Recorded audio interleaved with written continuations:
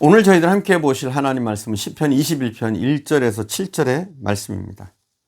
여호와여, 왕이 주의 힘으로 말미암아 기뻐하며 주의 구원으로 말미암아 크게 즐거워하리이다.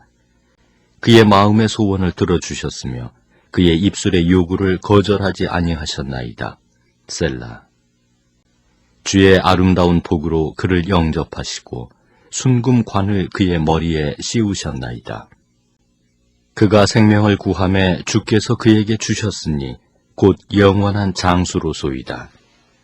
주의 구원이 그의 영광을 크게 하시고 존귀와 위엄을 그에게 입히시나이다.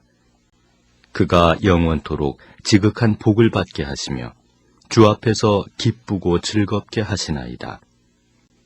왕이 여호와를 의지하오니 지존하신 이의 인자함으로 흔들리지 아니하리이다. 자, 오늘 저희들 함께 보실 하나님 말씀은 시편 21편 1절에서 7절입니다. 우리는 승리하길 원합니다. 실패하길 원하는 사람은 없습니다. 그러나 한 번의 승리, 이것이 아니라 할 수만 있다면 지속적인 승리를 할 수 있기를 바랍니다. 어떻게 하면 그렇게 될 수 있을까요? 시편 21편은 한편의 승전가입니다. 그러나 단순히 전쟁에서 승리한 강경만을 노래한 것이 아니라 이후에 계속되는 전쟁에서 끊임없이 승리할 수 있는 하나의 원리를 제시하고 있습니다. 그 원리를 우리가 발견하고 적용할 수 있다면 우리도 지속적인 승리를 할 수 있습니다. 한 번의 승리는 우연에 의해서 이루어질 수 있습니다. 그러나 계속적인 승리는 우연으로 안 됩니다. 계속적인 승리에는 어떠한 원리가 존재합니다. 그래서 오늘 본문에서 이 승리의 원리를 찾아보기를 원합니다. 7절이 키포인트입니다. 7절을 봉독하겠습니다. 왕이 여호와를 의지하오니 지존하신 이의 인자하심으로 흔들리지 아니하리이다. 지속적인 승리의 원리는 철저하게 하나님을 의지하는 겁니다. 그것을 우리가 본문을 통해서 알 수가 있습니다. 인간은요, 자율적일수록 약합니다. 반대로 우리가 이 보배를 질그릇에 가졌으니 이는 능력의 힘이 큰 것이 하나님께 있고 우리에게 있지 아니함을 알게 하려 함이라. 이렇게 말씀했습니다. 그러므로 우리가 이 땅에서 지속적으로 승리하기 위해서 해야 할 것이 무엇입니까? 순간순간 하나님을 의지하는 사람이 되어야 합니다. 내 안에 예수가 계시고 나의 능력 대신 그분이 나와 함께 하실 때 우리는 질그릇처럼 연약하지만 그러나 보배를 가진 자로 이 땅에서 승리할 수 있는 줄 믿습니다. 순간순간 하나님을 의지하십시오. 마태복음 18장에 보면 제자들이 이런 질문을 합니다. 천국에서 누가 제일 큽니까? 예수님께서 이렇게 말씀하십니다. 이렇게 말씀하셔요. 너희가 돌이켜 어린아이와 같이 되지 아니하면 결단코 천국에 들어가지 못하리라. 믿음의 모델이 어린아이라는 뜻입니다. 여러분, 왜 이렇게 말씀하셨을까요? 어린아이의 이 특성 자체가 천국 시민에게 너무나 잘 맞기 때문입니다. 그 중에서도 대표적인 특성이 바로 의존성입니다. 여러분, 우리가 의존성하면 나쁜 것으로 알아요. 하지만 하나님께 우리가 의존하는 것은 좋은 겁니다, 여러분. 어린아이는 독립적인 존재로서는 도저히 아무것도 생각해 볼 수 없습니다. 어머니가 있기 때문에 내가 있습니다. 어머니가 곁에 있어야 무엇인가를 할 수 있다고 느낍니다. 어머니가 곁에 있어야 남을 수가 있습니다. 어머니가 곁에 있다는 전제에서 무엇이든 이루어질 수 있는 겁니다. 아무리 부드러운 침대라도 어머니가 없으면 평안하지 않습니다. 두렵습니다. 그러나 아무리 울퉁불퉁해도 어머니의 무릎에 있으면 좋은 겁니다. 엄마가 최고입니다. 엄마 품에 있는 것이 나의 기쁨입니다. 이것이 어린아이의 의존성이라는 겁니다.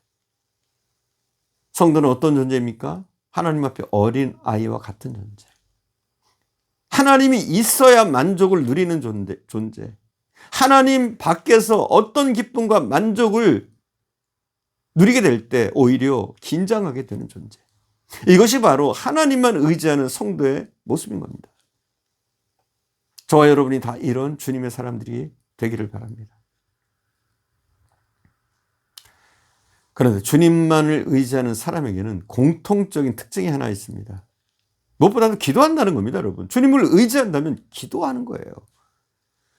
돈이나 경험이나 사람을 의지하는 사람은 아무리 어려운 일이 있어도 기도 안 합니다, 여러분. 돈 가지고 해결해 보려고 하고 이 사람 저 사람 쫓아다니면서 사람을 통해서 뭔가 해보려고 하기 때문에 기도하지 않습니다. 그것은 하나님을 의지하지 않는다는 증거이기도 합니다.